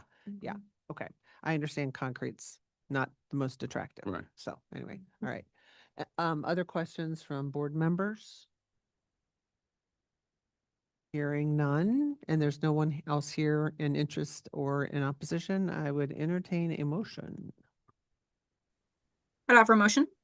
Yes, Ms. Madam McSorley? Chair, in docket number 9, case number 15, I move we grant the applicant's request in accordance with site plan and staff report. I have a motion for Ms. Mixdorf. Do I have a second? Second.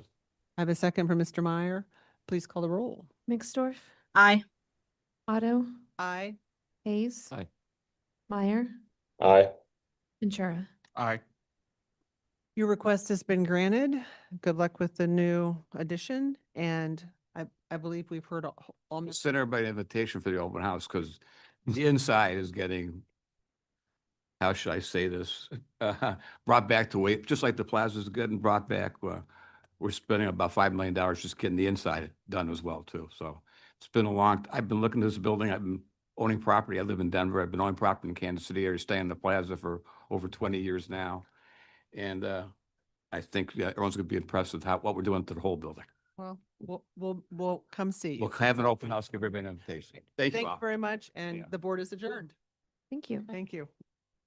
Thank you all. See you next month.